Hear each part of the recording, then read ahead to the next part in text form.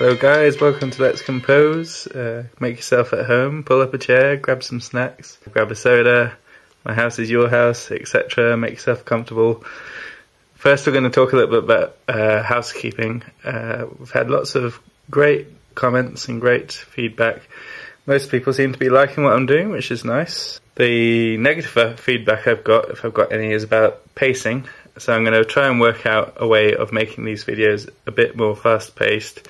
Don't dither around so much. I know last time I was scratching my head a bit. I kind of wanted to show you my working and show you that it's not all blah, blah, blah. Here you go, here's the music, here's the idea in its total state. But maybe this time I'll leave some of that working out and I'll just show you the result. The other question I've got quite a lot is what manuscript I'm using. This is a Warner Brothers manuscript. It's really good. I'll just zoom out so you can see. Actually, it's Faber and Faber. Faber Music manuscript. It used to be Warner Brothers, I think, but then Faber took it on. It's available on Amazon. I'll put a link below. You can click and find it. Choosing the right manuscript is very important to me. I used to use a firm called Panopus who just seemed to get it absolutely perfect. They seemed to have the right amount of spacing, the right amount of distance between the lines and the staves, just the right sort of size for what I wanted to do. But they went down once Sibelius came out and everyone started using computers, unfortunately, so I'm left with this, which is the best alternative I've found. There's still not quite enough space between the staves here, but it's a lot better than anything else I've come across. Alright, so on to the episode. So today we're talking about pacing in another sense as well. We're talking about speed on the bike. Now I'll get to the reasons why we're talking about that in a second, and you'll be able to see how I'll be able to use this. But first let's just talk about how you glean the speed of a bike based on the gear ratio and the cadence that you're going at. So you have a wheel here. This is the circumference of the wheel, is the amount of distance that you travel every time that the wheel goes round. The distance you've travelled will be based on the circumference times your cadence. If your cadence is 90 beats per minute, for example, then it's 90 times the circumference per minute, the distance you're travelling, and that's the speed you're going at as well. So in order to get that, we have an equation that we have to learn. Yeah, more maths, I'm afraid. Here it is. Speed is the circumference of the wheel times the gear ratio times the cadence. So the gear ratio, as you remember from yesterday, is the ratio between the front and the rear derailleurs, which will give you a particular cadence for the wheel itself, not for the cadence that you're using. The circumference is given in millimeters usually of the wheel. The gear ratio here, well, we know what that is. It's the teeth of the front gear over the teeth of the rear gear times the cadence, which is in beats per minute. So that means that the speed in millimeters per minute equals that. But what we want to do is we want to have it in kilometers per hour. So the speed in kilometers per hour is all of that divided by 1,000 to make it into meters per hour, and then divided by another 1,000 to make it kilometers per hour, per minute, sorry. Therefore 10 to the power 6, which is the same as 1 and 6 zeros, 1,000 times 1,000. And then you times the whole thing by 60 to turn it into per hour. So speed kilometers per hour is 60 times, in brackets, circumference times the gear ratio times the cadence, all over 10 to the power 6. And that's how you can work out the speed. So here we have a recording I made of my cycle trip. It was done on a Brighton recorder. It's a little GPS thing that I put on my bike, and it tells me how fast I'm going, where I'm going, and exactly plots out my course on a map. You can see it here. This day that I'm looking at is a particularly good day. It's when we went down the Amalfi Coast, and there's this wonderful descent down into the sea. Let's have a quick look at it. You can see these wonderful hairpin turns down here. It was stunning, absolutely stunning. And you can also see a huge amount of data that we have here that I've collected.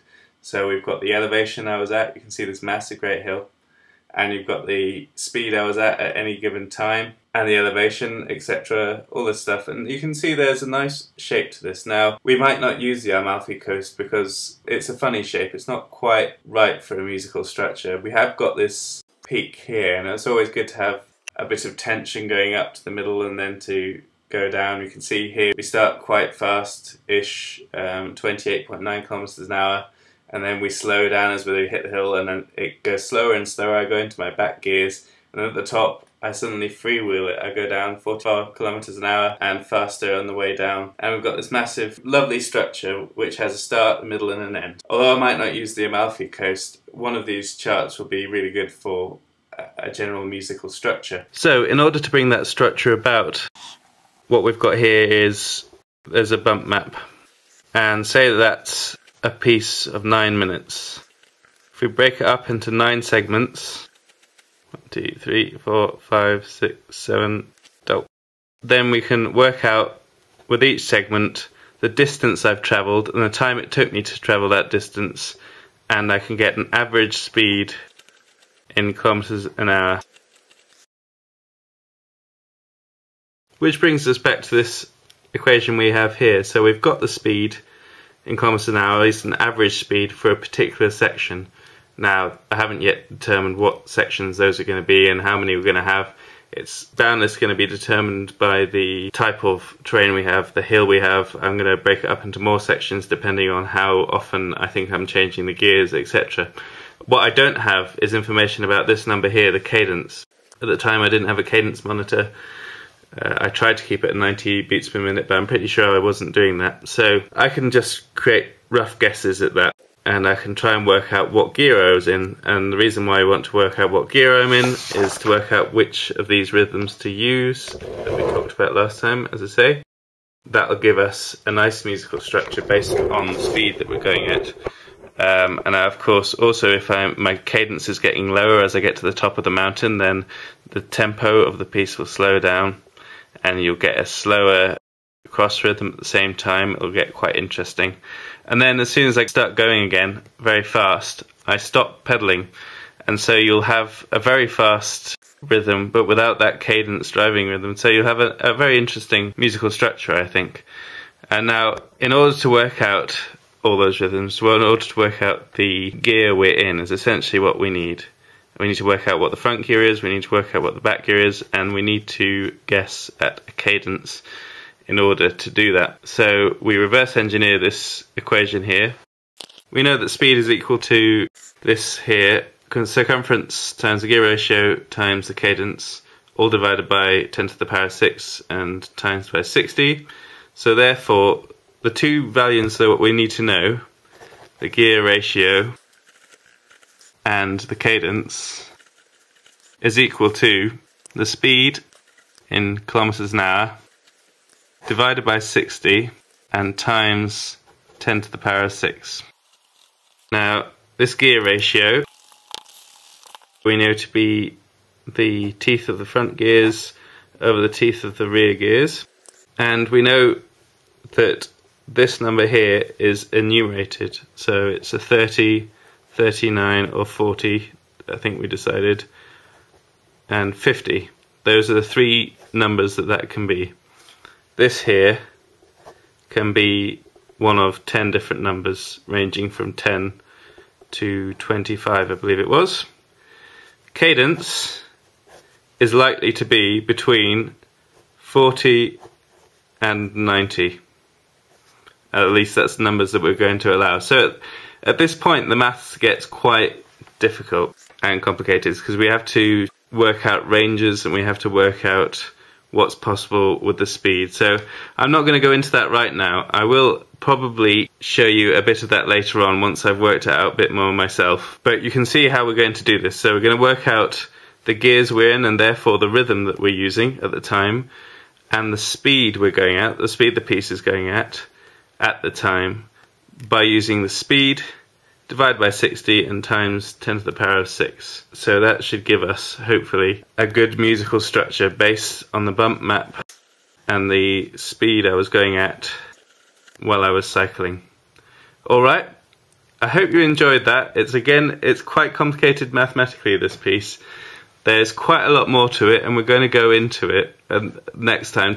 Next time, I promise, we'll talk more about my experiences rather than cold hard maths. This here is what I consider to be tinkering. I've got a bit of an engineer's brain when it comes to music. I think about forms, and I think about ways of achieving those forms through things like maths or deriving it from data, or things like that. If I'm talking about something, I enjoy the idea of quantifying that something as data and then deriving a structure out of it.